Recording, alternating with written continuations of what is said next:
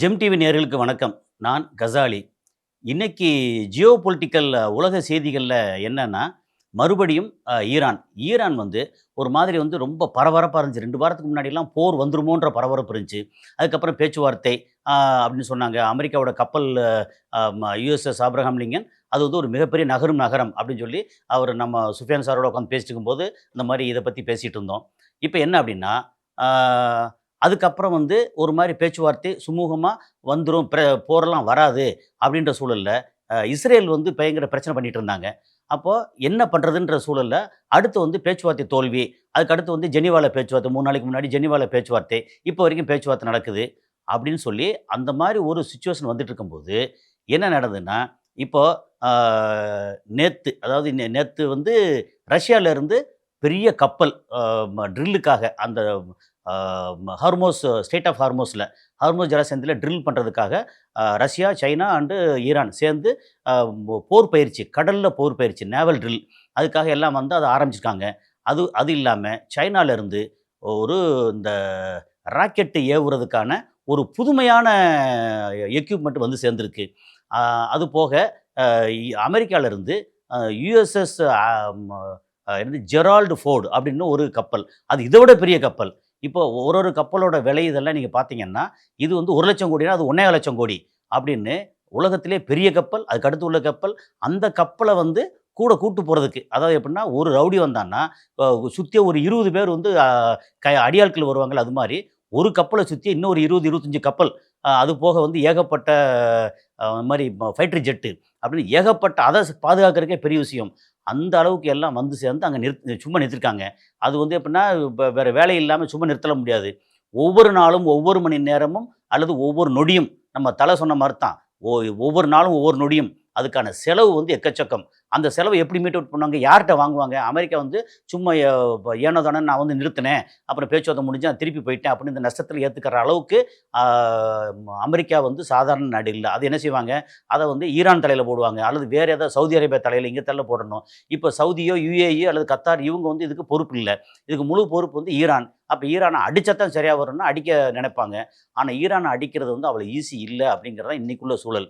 இப்போ ஈரான பத்தி என்ன ஒரு விஷயம் வந்திருக்கு அப்படின்னு சொல்லியாச்சுன்னா, அங்க வந்து ஏற்கனவே நெறைய சொன்னது தான். ஆனா திரும்பவும் எப்படின்னா, அதோட ப ஆயுத பலத்த இன்கிரீஸ் பண்றது எப்படின்னா, ரஷ்யா வந்து அந்த டூம்ஸ்டே அப்படின்னா எப்படின்னா வந்து இந்த மாரி அ ப அணு ஆயுதம் வெடிச்சா கூட, அதிலேருந்து வரக்கூடிய கதிர்வீச்சு, அது கூட தாக்காது அப்படின்ற அளவுக்கு அ ஒரு சூப்பரான அ ஒரு ஃப்ளைட்டு. அது வந்து மாஸ்கோலருந்து டெஹ்ரானுக்கு வந்திருக்கு. அதாவது ரஷ்யாலருந்து ஈரானுக்கு வந்திருக்கு. அப்ப இதெல்லாம் வருது அப்படின்னா, ஒருவேள அ இஸ்ரேல் அங்க இருக்கிற அவங்க கையில இருக்கக்கூடிய அணு ஆயுதத்த பிரயோகப்படுத்த போறாங்களா? அப்புறம் இவங்கட்ட வந்து ஒரு 12 அணு ஆயுதம் ரெடியா இருக்கு அப்படின்னு வேற சொல்றாங்க. அது சொன்னது யாரு அப்படின்னா, மொசாடுங்கிற இஸ்ரேலோட ஏஜென்சி. இப்படி எல்லாம் சொல்லிட்டு இருக்கும்போது, போர் வந்து ஏதோ தணிஞ்ச மாதிரி இருந்துச்சு. மறுபடியும் வந்து போரோட ஒரு மாரி பதட்டம் ஜாஸ்தி ஆகிட்டு இருக்கு. போர் வருமா? வராதா? இப்படியே வந்து சொல்லி சொல்லி மாசக்கணக்கா எ எ எப்போ டிசம்பர் 28ஆம் தேதி வந்து பிரச்சனை ஆரம்பிச்சது. உள்ளுக்குள்ள வந்து கலவரம், போராட்டம், கலவரம்னு ஆரம்பிச்சு, அந்த போராட்டம் மறந்து போச்சு, கலவரம் மறந்து போச்சு. 30, 40,000 பேர் அரெஸ்ட் பண்ணாங்க. அது மறந்து போச்சு. நீங்க வந்து அந்த போராட்டக்காரர்கள் மேல துப்பாக்கி சூடு பண்ணக்கூடாதுன்னு சொல்லி, அல்லது நாங்க வருவோம் அப்படின்னு சொல்லி ட்ரம்ப் சொன்னாரு. அதெல்லாம் மறந்து போச்சு. கடைசியில வந்து நீங்க வந்து அணு ஆயுதம் என்ரிச்மென்ட்ட ஓரளவுக்கு மேல பண்ணக்கூடாது அப்படின்னு வந்து நிக்கிறாய்ங்க. அப்புறம் இஸ்ரேல் என்ன சொல்றாங்க, அத தாண்டி 500 கிலோமீட்டர தாண்டி வரக்கூடிய அளவுக்கு நீங்க அ பாலிஸ்டிக் ஏவுகணைய வந்து தயாரிக்கக்கூடாது. இருக்கிற பூரா அழிச்சிறணும் அப்படின்றாய்ங்க. அது எப்படி நடக்கும்?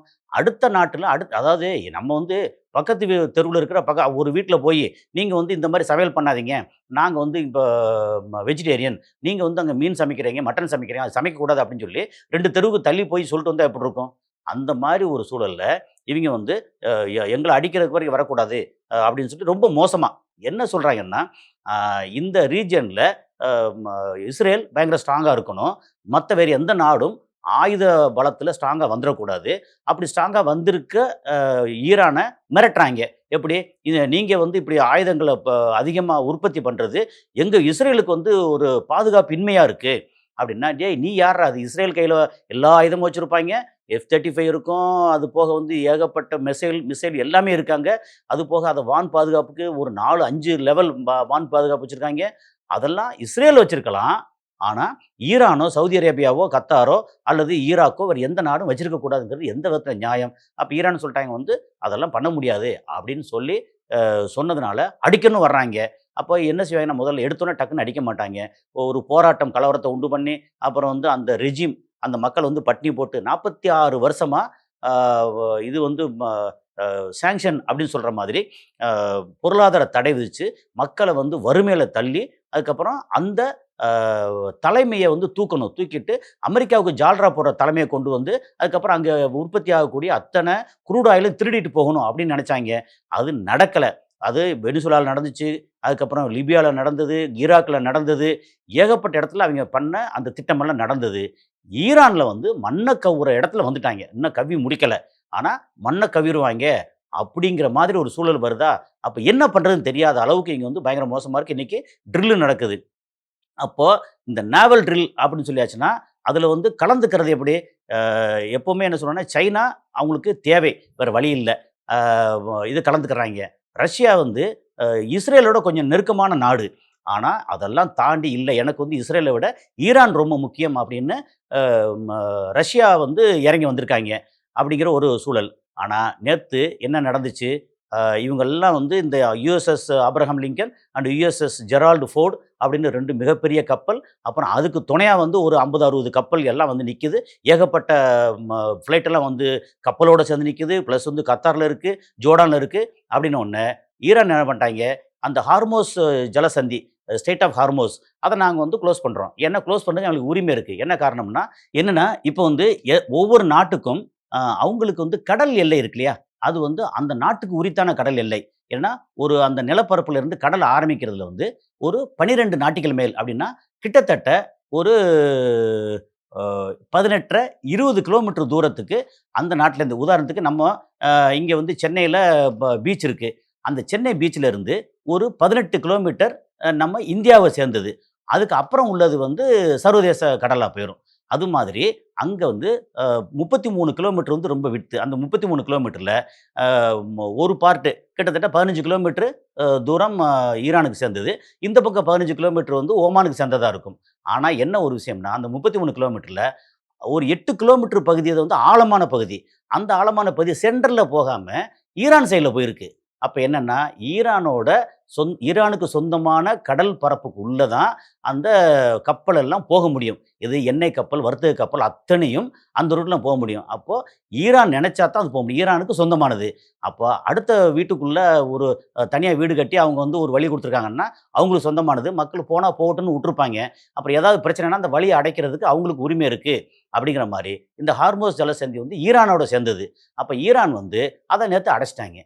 ஆனா, இப்ப வந்து நான் அதுக்கு அடுத்த தகவல் அடைச்சுட்டாங்கன்னா, என்ன நடக்கும் அப்படின்னா, ஃபர்ஸ்ட்டு அஃபெக்ட் ஆக போறது சைனா. அடுத்து பெரிய அளவுக்கு அஃபெக்ட் ஆக போறது ஜப்பான். அடுத்து 3வது அஃபெக்ட் ஆக போறது இந்தியா. அது போக சவுத் கொரியா அஃபெக்ட் ஆகுது. அது போக அங்கேருந்து ஈராக்லேருந்து வரக்கூடிய எண்ணெய், சவுதியிலேருந்து வரக்கூடிய எண்ணெய், யுஏலேருந்து வரக்கூடிய எண்ணெய், அது போக இங்க நேச்சுரல் கேஸ் வந்து உலகத்தில 80% கத்தார்லேருந்து வருது. அது அத்தனையும் அந்த ஹார்மோஸ் ஜலசந்தி இருக்குல்ல, அதுலேருந்து அந்த ரூட்ல தான் வந்தாகணும். இவன் அடைச்சுட்டான்னா, ஆ ஆயில் சப்ளைல கிட்டத்தட்ட 21% மொத்தத்துக்கு வந்து அங்க ஸ்டாப் ஆயிரும். அதுக்கப்புறம் இந்த நேச்சுரல் கேஸு, நேச்சுரல் கேஸ்னா நீங்க வந்து ஜப்பான்ல 60%க்கு மேல இங்கேருந்து தான் வருது. அப்புறம் இந்தியாவுக்கு வரக்கூடிய நேச்சுரல் கேஸ் எல்லாமே இந்த ரூட்ல 80% நேச்சுரல் கேஸ் இங்க இங்க ரூட்ல வரும். இது எல்லாத்தையும் அடைச்சுட்டாங்கன்னா, நேத்து அடைச்சுட்டாங்க. அது ஃபர்தரா வந்து என்ன பேச்சுவார்த்தை என்னன்னு இதுவரைக்கும் ஒண்ணும் தெரியல.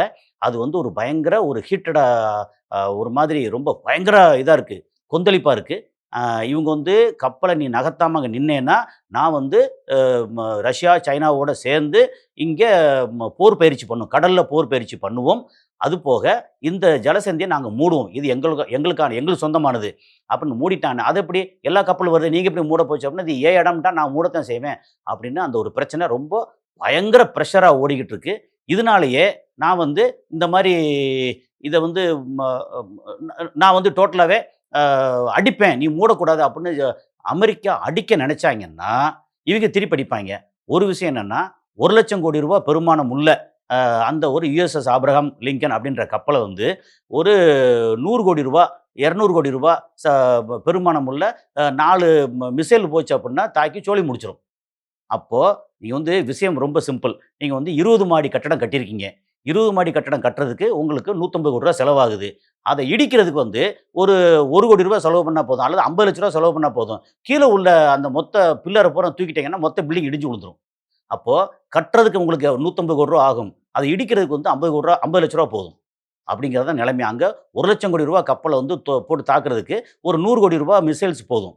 அப்போ யாருக்கு பலம் அப்படின்னா, இன்னைக்கு வந்து ஈரானுக்கு பலம் இருக்கு. ஒரு பக்கம் வடக்கு பக்கம் பார்த்தா ஃபுல்லா அந்த மெடிட்டரேனியன் ஸீ அந்த மெடிட்டரேனியன் கடல் அந்த சைடுல இருந்து வர முடியாது. ஏன்னா, அந்த பக்கம் வந்து மலைகள் இருக்கு. இந்த சைடு பார்த்தீங்கன்னா, அ மத்த நிலங்கள் எல்லாமே ஈரானுக்கு ரொம்ப சாதகமா இருக்கு.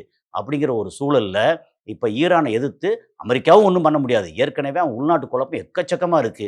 இப்போ வந்து போர் ஆரம்பிச்சா தான் அமெரிக்காவுக்கு வாழ்க்கை அப்படின்னா போர் ஆரம்பிப்பான். ஆனா, அமெரிக்கா அதோட நாசமா போயிரும். அமெரிக்கா நாசமா போயிரும். நான் வந்து இஸ்ரேல சொல்லல. இஸ்ரேல் வந்து மொத்தத்துக்கு முடிஞ்சு போயிரும். அமெரிக்கா நாசமாயிரும்.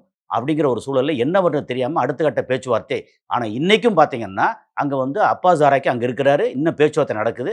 ஒரு பக்கம் பேச்சுவார்த்தை, இன்னொரு பக்கம் வந்து ஹார்முஸ் ஜலசந்தியில அ நேவல் ட்ரில் அதாவது போர் பயிற்சி, கடல் போர் பயிற்சி நடக்குது. இன்னொரு பக்கம் பார்த்தீங்கன்னா, டூம்ஸ்டே மாதிரி அ ம ரஷ்யாவிலிருந்து கப்பல் இது ஃப்ளைட் வந்து சேர்ந்திருக்கு. இன்னொரு பக்கம் பார்த்தீங்கன்னா, இந்த மிசைல் லான்ச்சர் வந்து ரொம்ப ஒரு லேட்டஸ்ட் எக்யூப்டு மிசைல் லான்ச்சர்ஸ் சைனாலேருந்து வந்து சேர்ந்திருக்கு. வந்து சைனாலேருந்து வந்து குமிஞ்சுகிட்டே இருக்கு எக்கச்சக்கமா. இந்த மாரி ஒரு சூழல் பயங்கர பதட்டமா இருக்கு. ஸோ அடுத்து என்ன நடக்க போகுது? எனி டைம் என்ன வேணாலும் நடக்கலாம் அப்படின்ற ஒரு சூழல். இந்த சூழல்ல நம்மளுடைய அ எது விருப்பமெல்லாம் என்ன அப்படின்னா, எதுவும் நடக்கக்கூடாது. ஏன்னா எல்லா மக்களும் பாவம் தானே! இன்னொரு பக்கம் அவன் வந்து இன்னைக்கு அந்த ஹர்முஸ் ஜலசந்தி அடைச்சிருக்காங்கல்ல, அடைச்சு 1 வாரம் அடைச்சிட்டான்னா போதும், இந்தியா வந்து பயங்கரமா கஷ்டப்படும். ஏன்னா இந்தியாவுக்கு எனக்கு தெரிஞ்சு இந்த பெட்ரோலியம் ப்ராடக்ட்ட வந்து சேமிச்சு வைக்கக்கூடிய கிடங்கு இருக்கு இல்லையா? அது அதிகபட்சம் வந்து 3 வாரத்துக்கோ, 4 வாரத்துக்கு மேக்ஸிமம் இருக்கு. 1 மாசம் தாண்டிச்சு அப்புட்ன்னா, இந்தியா வந்து நம்ம மாட்டு வண்டியில தான் போகணும். அப்படிங்கிற ஒரு சூழல் இருக்கு. ஸோ என்ன நடக்க போகுதுன்னு பார்ப்போம். அடுத்த ஒரு காணொளில அப்டேட் பண்றோம். நன்றி.